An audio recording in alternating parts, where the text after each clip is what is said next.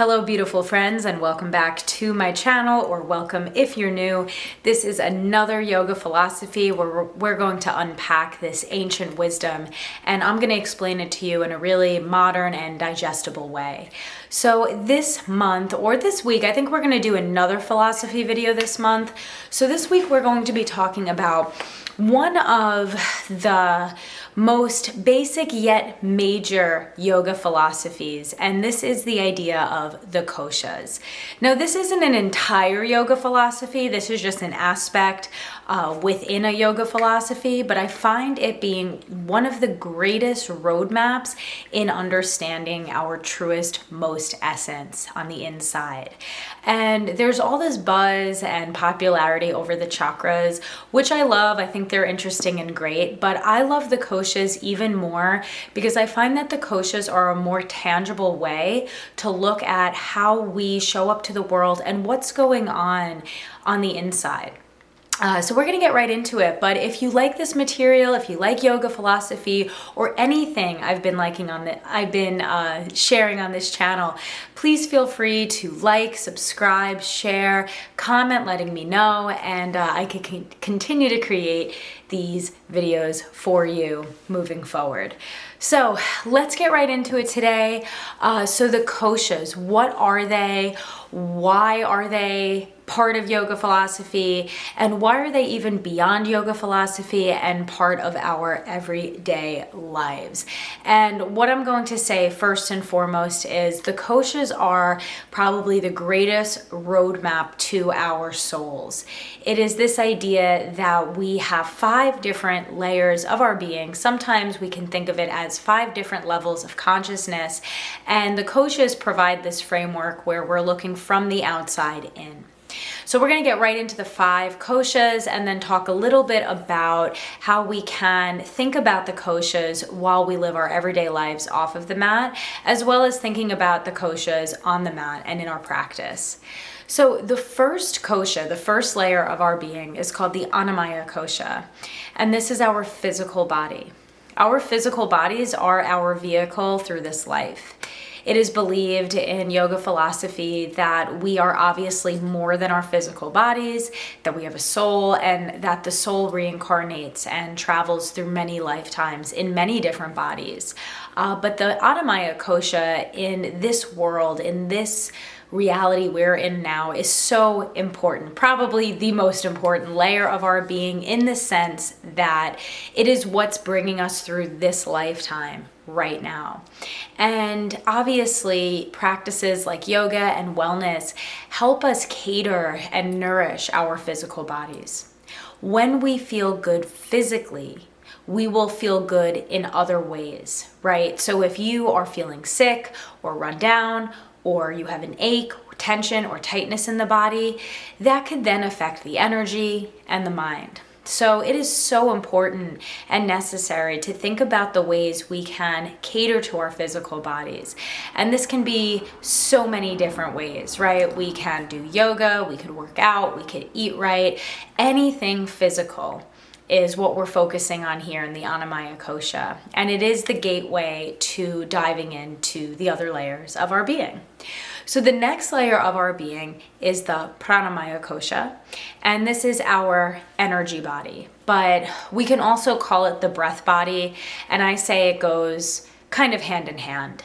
Prana is a Sanskrit word that translates to our life force. And it's through the breath and the energy that creates this life force. Obviously, without our breath, we would not exist in this world. So of course, we need the breath more than anything. But also the energy body, which consists of the chakras and all of that. So we can always look at that map on a later date. But this is our portal through the world in a more subtle way. It is that saying that the energy doesn't lie, or your vibe attracts your tribe. So even if we feel good physically, or we're physically strong, if the energy body is out of tune, we could also then kind of crumble or fall apart in some ways and not be at our highest self. So energy body, Pranamaya Kosha, third kosha is the Manomaya Kosha, and this is our mind, our mental body. And of course, the mind is another part of ourselves that we probably live most in. So our physical bodies are what take us through this world. And even though it's clear as day that we're in our physical bodies, sometimes we're not so connected to our physical bodies. We don't know how the physical body communicates, or sometimes the physical body is telling us to stop doing things and we keep going. The energy body is another tough connection to have. Although we breathe consciously and unconsciously, sometimes it's hard to understand what energy is awakening within, or how the energy is moving or flowing. But the mind, or the mental body, is constantly at a dialogue, right? We're constantly thinking. And the mind body is such an amazing part of our existence and our consciousness, because again, if you imagine all of the amazing things that were created in this world, that came from someone's mind. It came from someone's thought process. And the thing with the mind is that when we learn how to utilize it in the way where we can create amazing things, think kind thoughts, and send love and appreciation, it can be the most powerful tool that we have. But when we don't think about those things, or we don't have a deep relationship with our own minds, or the control over our minds or our thoughts, then it can go the other way. So since the mind is such a powerful tool, when we are not using it properly, again, it can create other problems like mental blocks, or limiting beliefs, or unhelpful thoughts. The fourth layer of our being is called the Vijnanamaya Kosha, and I like to call this one the witness consciousness, or the witness body. Sometimes they call it the wisdom body, and I would agree on that as well. But the witness consciousness is somewhat connected to our mind. So if you imagine, like, the mind is our conscious thoughts and all the things we think about and decide and do, the witness consciousness is almost like our subconscious. It could almost even be related to the third eye, this intuition. But then I like to take it a step further and say the witness consciousness, because we could actually tap in to the Vijnanamaya Kosha and watch and notice and observe from a non-judgmental perspective, which is so important, because sometimes we need to look at things in an objective way rather than a subjective way, where we feel very attached, or specifically victimized by something. It's always great to tap into this witness side of yourself.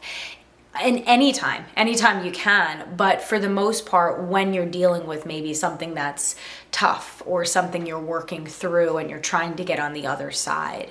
So the witness consciousness can be used in many ways. We can learn to notice unhelpful thoughts and limiting beliefs.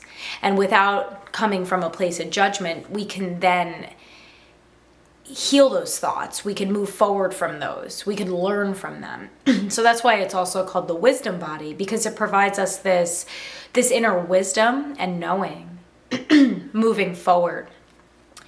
The last layer of our being is called the Anandamaya Kosha, and the Anandamaya Kosha is our bliss body. This is the state of being that goes beyond. So once you work out through the physical body, you clear the energy, you quiet the mind, you tap into the witness, you can then reach this supreme state of bliss and relaxation.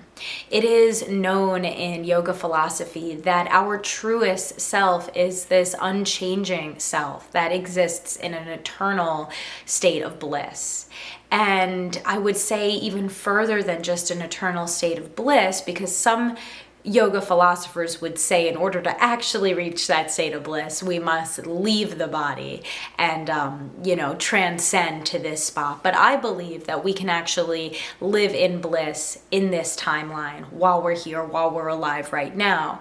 But once we learn to align the other koshas, the other parts of our being, that's when we could tap into the true peace and contentment that I think we're all somewhat looking for in this life.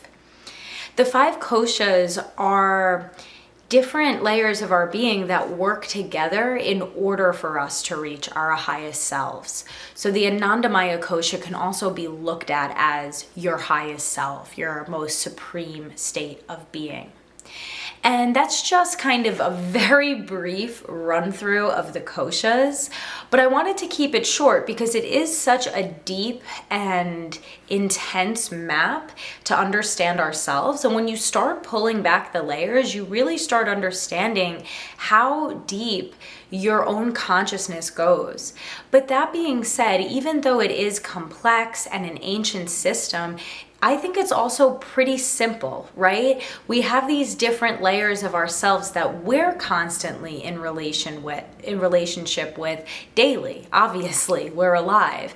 But again, we're not really trained or taught to learn how to tap into all the different layers of our being day to day. We tend to just live in the mind, sometimes in the physical body if you do physical things.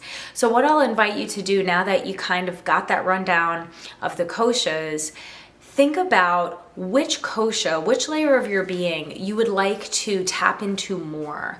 You know, and I would say before tapping into the bliss body, the Anandamaya Kosha, maybe start more with the Pranamaya Kosha or, you know, further out, even the physical body. And see what it's like to really create these relationships with different layers of yourself and learn even how to control those different parts of yourself and when each part can be used in different ways. In the description box below, I'm going to have all of the koshas written out and a little bit more detail there so you could have something to read, because I know sometimes it's hard to just listen to these Sanskrit words. It's a different language. It's hard to understand sometimes. So definitely look at the description box. And I do have an email that I've been sending out to my in-person students about the koshas. So if you're not local or if you would just like to receive that email and you haven't yet, please let me know in the comments section and I'll be happy to send you over that email about the koshas. I thank you so much for watching this video as always, and let me know in the comments if you're creating different relationships now with your koshas or you're just beginning to journey through the different layers of your being. I would love to hear about it, and as always, I'll see you in the next video. So thank you so much for watching and have a beautiful day.